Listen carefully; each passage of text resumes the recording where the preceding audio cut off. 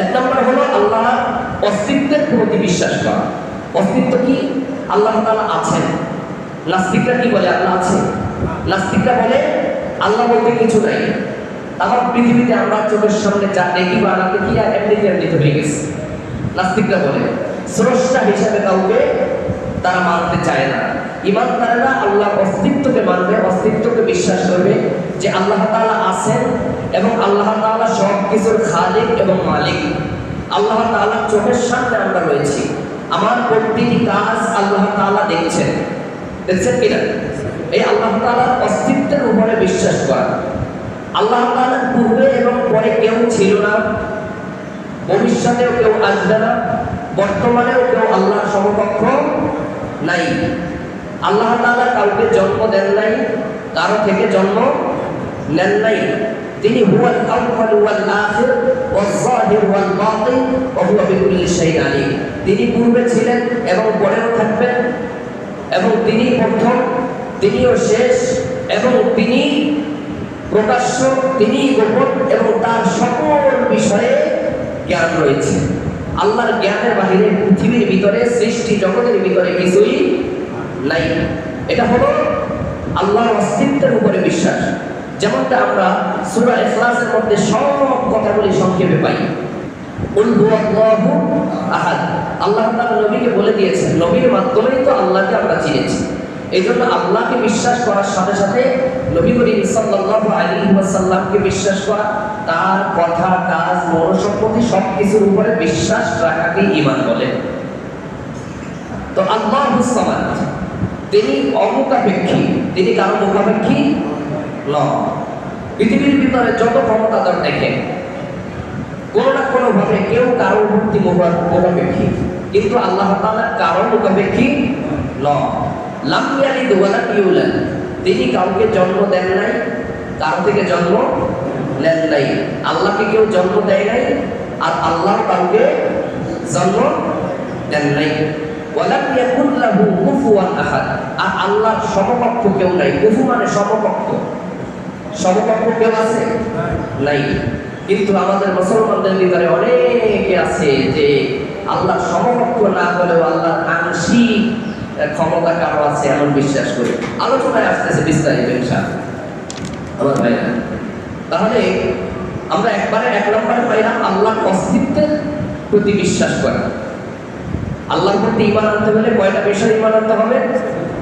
চারটা বিষয়। এক নম্বরে আল্লাহ অস্তিত্বের উপরে বিশ্বাস করা। দুই নম্বর হলো আত-তাওহীদ ফিল উলুহিয়্যাহ বা উবুদিয়্যাহ, ইবাদতের ক্ষেত্রে আল্লাহর প্রতি ঈমান রাখা। তাহলে ইবাদত আমরা যা করি, যত ইবাদত আমরা করি, এই ইবাদতের সমকক্ষ কেউ আছে কি? আছে কি? আমরা বলি লা ইলাহা ইল্লাল্লাহ, আল্লাহ ছাড়া কোনো মাবুদ নাই, ইলাহ নাই। তো সর্বপ্রথম কি বলি? লা ইলাহা, কোনো ইলাহ নাই। লা ইলাহা, লা মানে নাই, ইলাহ মানে ইলাহ বা উপাস্যকারী, আইনদাতা, বিধানদাতা, হুকুমদাতা আছে কেউ নাই। লা ইলাহা ইল্লাল্লাহ, আল্লাহ ছাড়া কোনো ইলাহ নাই। আল্লাহ লাহুল খালকু ওয়াল আমর, সৃষ্টি যার, হুকুম চলবে তার। ইনিল হুকমু ইল্লা লিল্লাহ, আমাদেরকে সৃষ্টি করেছেন কে? আল্লাহ। আর হুকুম দিয়েছেন কে? আল্লাহ। তা সৃষ্টি করেছেন যে, হুকুম দিয়েছেন সে। তাই সৃষ্টিটা মানলাম, হুকুমটা মানলাম না, ঈমানদার থাকা যাবে? আগের কথাগুলির সাথে কিন্তু মিলে যাবে সব। এখন বাস্তবতা হলো, মনে করেন একজন প্রধানমন্ত্রীর বাড়ির সামনে গিয়ে কোন একজন ব্যক্তি দিনরাত জিকির করতেছে লা ইলাহা ইল্লাল্লাহ, লা ইলাহা ইল্লাল্লাহ, লা ইলাহা ইল্লাল্লাহ। প্রধানমন্ত্রী বলবে বেচারা তো খুব বুজুর্গ মানুষ, অত্যন্ত বুজুর্গ, হ্যাঁ তাকে ভিতরে নিয়ে আসো, কিছু মেহমানদারি করাও, আবার যাওয়ার সময় কিছু হাতিয়া তোহফা দিয়ে দিও। কিন্তু বেচারা বলছে কি? লা ইলাহা ইল্লাল্লাহ, কোনো ইলাহ নাই একমাত্র আল্লাহ ছাড়া, বারবার বলছে, কিন্তু এটা বুঝে নেই। এই জন্য তাকে হাদিয়া তোহফা দিচ্ছে, খানা দিচ্ছে, হালুয়া রুটি যা কিছু দিচ্ছে। কিন্তু এক ব্যক্তি ওই একই জায়গায় যায় যদি বলে কারো বিধান মানি না, কারো হুকুম মানি না, কারো সংবিধান মানি না, কারো আইন মানি না, একমাত্র আল্লাহ ছাড়া, তাহলে কি আপনাকে ভিতরে নিয়ে আলু আলুটি মেহমানদারি করবে, নাকি পুলিশ পাঠাবে? যাও আগে তাকে ধরো, তারপরে ডান্ডাবাড়ি পড়াও, তারপরে ইচ্ছা মতো উত্তম মাধ্যম দাও। আমি দেশের রাজা, আমি প্রধানমন্ত্রী, আমার আইন মানে না, আমার বাড়ির সামনে বসে বলে আমার আইন মানি না, ধরো তাকে ইচ্ছা মতো পিটাও। আছে না নাই? একই জিনিস বললেন, লা ইলাহা ইল্লাল্লাহ, কোনো ইলাহ নাই আল্লাহ ছাড়া, কোনো আইনদাতা নাই একমাত্র আল্লাহ ছাড়া, কোনো বিধানদাতা নাই আল্লাহ ছাড়া, কোনো সংবিধান নাই আল্লাহ ছাড়া। কালেমা পড়লেন, কিন্তু সেই কালেমা পড়েই আপনি হুকুম মানলেন জনগণের, হুকুম মানলেন সেই সেকুলারে, হুকুম মানলেন মানব রচিত আইনে, আল্লাহর হুকুম মানলেন না। আপনি কতটুকু মুসলমান এটা আপনার বিবেকের উপরে ছেড়ে দিলাম, আপনি নিজে নিজে বিশ্লেষণ করেন আমার ভাইরা। তাহলে এই যে কথাগুলি, কোনো হুকুম দাতা নাই, কোনো আইন দাতা নাই, একমাত্র কে ছাড়া? আল্লাহ ছাড়া। তাহলে এটার উপরে বিশ্বাস করতে হবে। আর তাওহীদ ফিল উলুহিয়্যা বা উবুদিয়্যা, ইবাদতের ক্ষেত্রে আল্লাহ তাআলাকে বিশ্বাস করা, তিনি ছাড়া আর কারো ইবাদত না করা। এখন মুখে মুখে বললাম আল্লাহ ছাড়া কারো ইবাদত করি না, কিন্তু কাজে সেটা প্রমাণ করতে হবে না? হ্যাঁ, অন্তরে সেটা মানার দরকার আছে না নাই? আছে। আল্লাহ তাআলা বলেছেন, ইন্নানি আনাল্লাহ, নিশ্চয়ই আমি আল্লাহ, লা ইলাহা ইল্লা আনা, আমি ছাড়া কোনো ইলাহ নাই। ওই যে সেই লা ইলাহা ইল্লাল্লাহ, আমি ছাড়া কোনো আইনদাতা নাই, আমি ছাড়া কোনো বিধানদাতা নাই, আমি ছাড়া কোনো সংবিধানদাতা নাই। ফা'বুদুনি, সুতরাং আমার ইবাদত করো, আমার ইবাদত করো। আর ইবাদতের উত্তম পরিচয় হলো আকিমিস সালাতা লিযিকরি, আল্লাহর স্মরণে নামাজ পড়ো। নামাজটা হলো সর্বপ্রথম গোলাম হিসাবে স্বীকৃতির প্রমাণ। আমরা বলি না, ইন্না সালাতি ওয়া নুসুকি ওয়া মাহইয়ায়া ওয়া মামাতি লিল্লাহি রাব্বিল আলামিন। আমরা সবসময় বলি, নবীজি সাল্লাল্লাহু আলাইহি ওয়াসাল্লাম বলেছেন কোরআনের আয়াত, নবী আপনি বলে দিন আমার নামাজ, আমার কুরবানি, আমার হায়াত, আমার মরণ লিল্লাহি রাব্বিল আলামিন, সব কিছু একজনের জন্য নিবেদিত। তিনি কে? আল্লাহ। তাহলে দেখেন, আমরা বলার সময় ঠিকই বলি, অন্তরে কতটুকু বিশ্বাস করি আর কাজে কতটুকু পরিণত করি, এটাই হবে মূল বিশ্লেষণের বিষয়। আল্লাহ তাআলা বলে দিয়েছেন, আমার নামাজ, আমার কুরবানি, আমার হায়াত, আমার মরণ, নামাজ কতটুকু আমার জন্য করি আর কতটুকু মানুষকে দেখানোর জন্য করি। বিশেষ করে কুরবানি করার সময় কতটুকু আল্লাহর জন্য করি আর কতটুকু মানুষকে দেখানোর জন্য করি। চিন্তার বিষয় না? যদি আপনি মানুষকে খুশি করার জন্য, নাম কামানোর জন্য, মানুষকে দেখানোর জন্য কুরবানি করেন, হবে? নামাজ যদি মানুষকে খুশি করার জন্য, দেখানোর জন্য, মানুষ আমাকে নামাজি বলবে, সমাজ আমাকে নামাজি পার্সন বলবে, এইটা যদি মানি, তাহলে নামাজ হবে? আল্লাহ তাআলা বোঝার তৌফিক দান করুন, বলেন আমিন। আল্লাহ তাআলা বলেছেন, আল্লাহু ওয়া লা তুশরিকু বিহি শাইআ, তোমরা আল্লাহর ইবাদত করো, ওয়া লা তুশরিকু বিহি শাইআ, আল্লাহর সাথে কাউকে অংশীদার সাব্যস্ত করো না, সামান্যটুকুও না, 100 এর মধ্যে 1% না, 0.5% না, 0.01% না, সম্পূর্ণ ইবাদত করতে হবে কার? শিরক করা যাবে? শিরক করা যাবে না। তাহলে আমাদের অনেকেই মসজিদে আইসা আল্লাহকে সিজদা দেই, আবার মাজারে গিয়ে বাবাকেও সিজদা দেই, এমন মানুষ আছে না? তাহলে এখানে কি শিরক হইছে না হয় নাই? ওয়াবুদুল্লাহ ওয়া লা তুশরিকু বিহি শাইআ, ইবাদত করো আল্লাহ আর কাউকে অংশীদার সাব্যস্ত করো না। কিন্তু আমরা মসজিদে আইসা আল্লাহকে সিজদা দেই, মাজারে গিয়ে বাবাকে সিজদা দেই, কুরবানির সময় আল্লাহর নামে জবাই করি, আবার মাজারে গিয়ে বাবার নামে জবাই করি। আছে না নেই? হয়তো আমার সামনে মুসল্লি যারা, এখানে এরকম মুসল্লি না থাকারই কথা, কিন্তু আছে, অনেক আছে। আমরা তো মসজিদের ইমামতি করি, হুজুর অনেক সময় জবাই করতে নেয়, আমাদেরকে ডাকে, বিভিন্ন ওরস পরশ আছে না, তারপরে বিভিন্ন ফাতিহা বিভিন্ন বাড়িতে বাড়িতে হয়, বক্তবৃন্দের বাড়িতে হয়, হুজুর অমুক বাবার নামে জবাই করবেন। জবাই হবে কার নামে? সবাই বলে জবাই হবে কার নামে? কোন ব্যক্তির নামে জবাই করলে সেটা হালাল না হারাম? হারাম। ব্যক্তির নামে, দেবদেবীর নামে জবাই করে তো হিন্দু সম্প্রদায়, কাফের মুশরিকরা, ঠিক কি না? মুসলমানরা জবাই করে কার নামে? তাহলে কুরবানিতে আল্লাহর নামে জবাই করলাম, আবার মাজারে গিয়ে বাবার নামে জবাই করলাম, শিরক না? শিরক নেই? মসজিদে আইসা সেজদায় পড়ে আল্লাহর কাছে বিপদের কথা বললাম, আল্লাহ এই বিপদে পড়ছি আমাকে বাঁচাও। আবার বাজারে গিয়ে হাত তুলে বললাম, বাবা আমি এই বিপদে পড়ছি আমাকে বাঁচাও। মসজিদে আইসা সেজদায় গিয়ে আল্লাহর কাছে সন্তান চাইলাম, আবার বাজারে গিয়ে বাবার কাছে সেজদায় বাবার কাছে সন্তান চাইলাম যে বাবা আমি নিঃসন্তান, এত বছর আমাকে একটা সন্তান দাও। আছে না নাই? আর চট্টগ্রামের বড় বড় ডিগ্রিধারী বহির্বিশ্ব থেকে পৃথিবীর সবচেয়ে শ্রেষ্ঠ বিশ্ববিদ্যালয় থেকে ডিগ্রি নিয়ে আইসাও বলছে যে বাবার মাজারে গিয়ে সন্তান চাওয়া যাবে না। কে বলছে? কোথায় সেই হয়েছে? আমাকে একটু দেখান। আউযুবিল্লাহ। এটা যে শিরক, এটা বোঝার জন্য তো আপনার বড় ডিগ্রিধারী হতে হবে না। সৃষ্টিকর্তা কে? আল্লাহ। আপনাকে আমাকে সৃষ্টি করেছেন কে? আল্লাহ। বিপদ আপদ থেকে মুক্তি দানকারী কে? আল্লাহ। সন্তান দেয় কে? আল্লাহ। আবার মৃত্যু দেয় কে? আল্লাহ। হায়াত দেয় কে? আল্লাহ। মওত দেয় কে? আল্লাহ। আল্লাহ। এজন্য কি ডিগ্রি দেওয়া লাগে বড় বড় ইউনিভার্সিটি থেকে? আল্লাহ তাআলা বোঝার তৌফিক দান করুন, বলেন আমিন। আরে ভাই, মক্কার কাফের মুশরিকরাও আল্লাহকে মানত। মক্কার কাফের মুশরিকরাও আল্লাহকে খালিক হিসাবে, মালিক হিসাবে মানত। কিন্তু ইবাদতের সময় তারা দেবীকে সামনে নিয়ে আসে। হিন্দু সম্প্রদায় দেখেন, হিন্দুদের যদি কোনো ঠাকুরের সাথে কথা বলে, ওরাও সৃষ্টিকর্তা হিসাবে আল্লাহকে মানে, খালিক হিসাবে আল্লাহকে মানে, মালিক হিসাবে আল্লাহকে মানে। কিন্তু মাঝখানে কোনো মূর্তিকে দাঁড় করায়, বিভিন্ন দেবদেবীকে দাঁড় করায়। কেন? কেন? তাদের পূজার মাধ্যমে তাদেরকে যদি সন্তুষ্ট করা যায়, ভগবানকে, স্রষ্টাকে সন্তুষ্ট করা যাবে। মক্কার কাফের মুশরিকদের কথা এইটা, এটা আমি মোল্লার কথা না, সরাসরি আল্লাহ বলেছেন, ওয়া ইয়াবুদুনা মিন দুনিল্লাহি মা লা ইয়াদুররুহুম ওয়া লা ইয়ানফাউহুম ওয়া ইয়াকুলুনা হাউলাই শুফাআউনা ইনদাল্লাহ।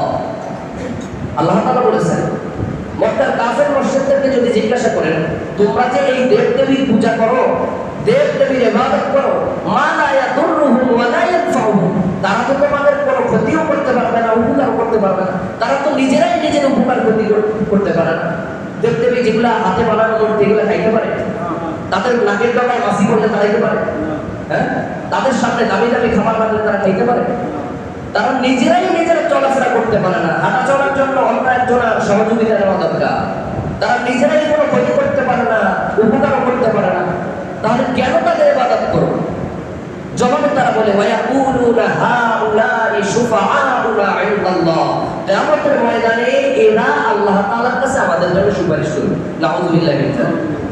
কিয়ামতের ময়দানে এরা আল্লাহ তাআলার কাছে আমাদের জন্য সুপারিশ করবে। আমাদের সমাজের এক শ্রেণীর মানুষ সেজদা কি আল্লাহকে, রোজা কি আল্লাহর জন্য, নামাজ পড়ি আল্লাহর জন্য, হজ করি আল্লাহর জন্য, কুরবানি করি আল্লাহর জন্য, কিয়ামতের ময়দানে সুপারিশের জন্য, জান্নাতে যাওয়ার জন্য আরেকজনের হাত ধরে দিতে হবে। অনেকে তো এটা চিন্তা করে যে দুইজন পীরের হাত দিয়া গরিব হবো, দুই পীরের হাতে বায়াত হবে, দুই পীর দুই টাকা দুইটা জান্নাতে মামুর বাড়ি ভিক্ষা বাইরে ফাটাই দেবে, না জান্নাতে চলে যাবে। আবার এমন কথা আমরা শুনতে পারি, অমুক পীরের মুরিদ হলে নামাজ রোজা লাগে না। আছে না নাই? এরা পীরের মুরিদ হয়, এদের পা থেকে মাথা পর্যন্ত কোনো শরীরে খুঁজে পাওয়া যায় না। এরা পীরের মুরিদ হয়, নামাজ নাই, রোজা নাই, পাক নাই, পবিত্রতা নাই, সুন্নতের আমল নাই, এরা জান্নাতে যাবে, বসে আছে যে পীরের মুরিদ হয়েছে জান্নাতে যাবে। তাহলে এদের বিশ্বাস আর ওই মক্কার কাফের মুশরিকদের বিশ্বাসের ভিতরে কোনো পার্থক্য আছে? আমার ভাইরা, এই জন্য আপনারা বলিয়েন না আমার হুজুর মনে হয় পীর মুরিদির বিপক্ষে আছে। আমিও কিন্তু একজন পীরের হাতে মুরিদ হয়েছি, এটা মনে করিয়েন না। তবে হ্যাঁ, পীরের মুরিদ কেন হবে? কোরআন সুন্নাহ যারা জানেন না, যাই না, সঠিক দিক নির্দেশনা পাওয়ার জন্য একজন পীরের কাছে আপনি যেতে পারেন, একটা নির্দিষ্ট সংখ্যা আমল করতে পারেন। কিন্তু এমন পীরের মুরিদ হবেন যে ল্যাংটা পীরের মুরিদ হইলে নামাজ রোজা লাগে না, এমন পীরের মুরিদ হবেন যে নামাজ পড়ার দরকার নাই। তারপরে এদের তো মূলনীতি হলো ওয়াবুদু রাব্বাকা হাত্তা ইয়াতিয়াকাল ইয়াকিন, ইয়াকিন চলে আসলে আর নামাজ লাগে না। কোরআনের আয়াত দিয়ে দলিল দেয়, তোমরা ততক্ষণ পর্যন্ত আল্লাহর ইবাদত করো যতক্ষণ না ইয়াকিন আসে। এরা বলে ইয়াকিন মানে বিশ্বাস, ইয়াকিন মানে বিশ্বাস। আমাদের বিশ্বাস এসে গেছে, এখন আর আমাদের নামাজ রোজা লাগে না। এরা নামাজ পড়ে কি আপনি জানেননি? এরা নামাজ পড়ে যখন আযান হয় একটু ধ্যান করে, একটু ধ্যান করে, ওই পাগলা মমতাজের কণ্ঠে শুনছিলাম যে আগে ফরমন আগে করমন আখেরের কাজ, ধ্যান যোগে হয় দিলের নামাজ, তোমার ফালজে গানা নামাজ পড়া লাগবে না। শুনছেন না আপনারা? তা আগে করমন আখেরের কাজ, ধ্যান যোগে বলে দিলের নামাজ হয়ে যায়, ফালজে গানা নামাজ মানে 5 ওয়াক্ত নামাজ পড়া লাগবে না। নাউযুবিল্লাহি মিন যালিক। এমন যে পীর বলে, সেটা কি পীর না শয়তান? এটা কি পীর না শয়তান? একজন আল্লাহর ওলি সাধনা করতে করতে শয়তানের হাতে মুরিদ হয়েছে। শয়তানের কাছে কি হয়েছে? মুরিদ হয়েছে। তো এখন শয়তানের কাছে মুরিদ হওয়ার পরে শয়তানকে বলতেছে যে ওস্তাদ, আমি বহুত বছর সাধনা করতেছি, আপনাকে পাবো, আপনার হাতে মুরিদ হবো। কেন তুই আমার হাতে মুরিদ হইতে চাও? ব্যাপার কি? তোর তো শত শত মুরিদ আছে, হাজার হাজার মুরিদ আছে। কয় না, আমি তো চাই যে আপনার মুরিদ হইয়া আপনার দলে যোগদান করে আমি সবাইকে নিয়ে জাহান্নামে যাইতে চাই, নেক্সট সূরাতে ধোঁকা দিতে চাই। শয়তান তো শয়তান, সহজে মানতেছে না। এখন কইতাছে যে ঠিক আছে, অনেক সাধনা করার পরে, খেদমত করার পরে তা শয়তানকে বলছে, শয়তান এবার বলতেছে শোনো, আমার 3টা সবক আছে। কয়টা? 3টা সবক আছে। 1 নাম্বার সবক হলো, আমার যদি মুরিদ হও তাহলে কখনো পাক পবিত্র থাকবি না। পাক পবিত্র থাকলে আমার মুরিদ হওয়া যাবে না। তাহলে 2 নাম্বার সবক, ওই 2 নাম্বার সবক হলো সবসময় মদ খাইতে হবে, মাতাল অবস্থায় থাকতে হবে, বিভিন্ন নেশাদ্রব্য পান করতে হবে। তো বুঝলাম 3 নাম্বার। 3 নাম্বার সবক হলো হালাল খাবি না কখনো। 3 নাম্বার সবক কি? কখনো হালাল খাবি না। 1 নাম্বার হলো পাক পবিত্র থাকবি না। 2 নাম্বার হলো নেশার মধ্যে ডুবে থাকবি। 3 নাম্বার সবক হলো হালাল খানা খাবি না। তাহলে এই সাধনা কইরা তুই মূল চূড়ান্ত পর্যায়ে যাইতে পারবি না। এরপরে বিশ্বাস লাভ দিয়ে বসে, আরে শয়তান, আমি এই তোর মূল কথাগুলি জানার জন্যই তোর কাছে মুরিদ হয়েছিলাম, যে আসলে কোন কোন জিনিস দিয়ে তুই ধোঁকা দাও মানুষকে। 1 নাম্বার ধোঁকা হলো কখনো পাক সাপ থাকবি না। এই সমস্ত মুরিদ যারা বানায়, যে সমস্ত পীরেরা আছে, এরা দেখবেন পাক সাপের ব্যাপারে কোনো কথা বলে না, প্রস্তাব করে পানি লয় না, মাথায় বড় জট হয়ে যায়, হাতের মধ্যে লাঠি একটা লয়, হাতের মধ্যে চুরি কতগুলো বানায়, লাঠি একটা বিভিন্ন রং ব্রাঙ্গের লাগায়, নখ কাটে না, নখের মধ্যে সাদা, দাঁতের মধ্যে সাদা, মোষ এত বড় হয়ে পড়ে, পাগল বেশে রাস্তায় রাস্তায় ঘুরে, আসে না নাই? পাক পবিত্রতা যার মধ্যে নাই তার মধ্যে শরীয়ত নাই। পাক পবিত্রতা যার মধ্যে নাই তার মধ্যে ইসলাম নাই।